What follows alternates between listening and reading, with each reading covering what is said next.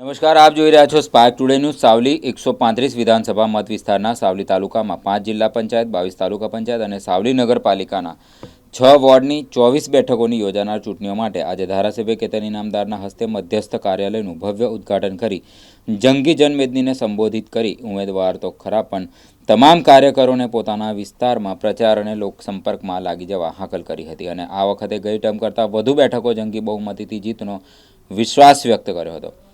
આ કાર્યક્રમમાં આજે બિનહરીફ જાહેર થયેલા વોર્ડ નંબર 3ના અંકિત રાણાને આવકાર્યા હતા અને કોંગ્રેસને રામ કરી ભાજપના સમર્થનમાં આવેલા મહાનુભાવોને ધારાસભ્યના હસ્તે ખેસ ધારણ કરી ભાજપમાં જોડાયા અને જાહેર મંચ પરથી ભાજપ સાથે રહી વિજેતા બનવા વચન આપ્યું હતું। આ પ્રસંગે જિલ્લા, તાલુકા પંચાયત અને નગરપાલિકાના ઉમેદવારો પોતાના સમર્થકો સાથે બહોળી સંખ્યામાં ઉપસ્થિત રહ્યા હતા અને ધારાસભ્યના ભાઈ સંદીપ ઇનામદાર, ભાજપા તાલુકા પ્રમુખ સુરપાલસિંહ, નગરપાલિકા રચિત શાહ સહિત વિવિધ મોરચાઓ સહિત નગર અને તાલુકાના હોદ્દેદારો, કાર્યકરો ખાસ ઉપસ્થિત રહ્યા હતા।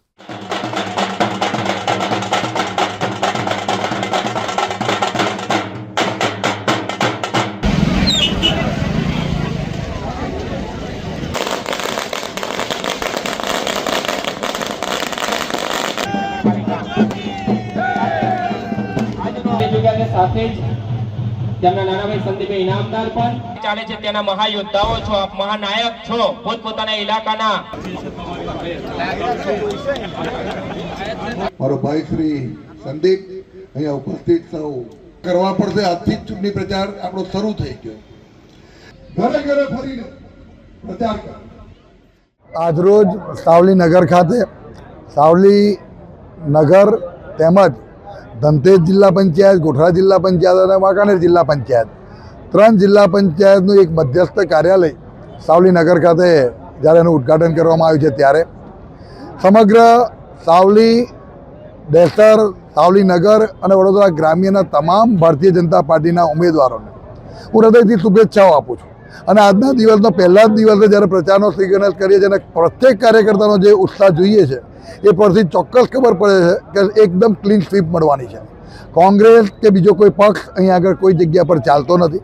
માત્ર ભારતીય જનતા પાર્ટીનો પ્રત્યેક કાર્યકર્તા એ દરેક લોકોની વચ્ચે રહે છે અને કાર્યકર્તા પોતે ઉમેદવાર છે એ રીતે મહેનત કરતો હોય ત્યારે ગુજરાતની ભારતીય જનતા પાર્ટીની સરકારમાં જે મારી વિધાનસભા ક્ષેત્રમાં જે રીતે વિકાસના કાર્યો થયા છે એ માટે હું હંમેશા કાયમ કહેતો આવ્યો છું કે આ મારો એક પરિવાર છે અને પરિવાર મારો કાયમી એકજૂટ થઈ અને કાયમ માટે પરિણામ આપતો રહે છે। આ વખતે પણ 28મી તારીખનું જ્યારે પરિણામ આવશે અને 26મી તારીખનું જ્યારે મતદાન થશે ત્યારે લોકો જોશે કે સાવલી નગર, સાવલી તાલુકો, ડેસર તાલુકો અને ગ્રામ્યના તમામ ઉમેદવારો સારી રીતે જીતી અને એક કમળ ગુજરાતની ભારતીય જનતા પાર્ટીની સરકાર અને ગુજરાત અમારા પ્રદેશ અધ્યક્ષના આપશે એવો સંપૂર્ણ વિશ્વાસ છે। આજના આ કાર્યાલયના ઉદ્ઘાટન પ્રસંગે સૌ ઉપસ્થિત રહ્યા તેમને પણ હું હૃદયથી અભિનંદન આપું છું કે આવા સારા કામની અંદર આપનો પોતાનો કિંમતી સમય આપી રહ્યા છો, પણ પ્રત્યેક કાર્યકર્તાનો આ કિંમતી સમય એ અમે કાયમ માટે યાદ રાખીશું અને ચૂંટણી પરિણામ પછી પણ ઉમેદવારોને લોકો વચ્ચે રહી અને કાર્યકર્તાઓનો વિશ્વાસ કાયમી રહે એવા કામ કરવા માટે મેં અપીલ કરી।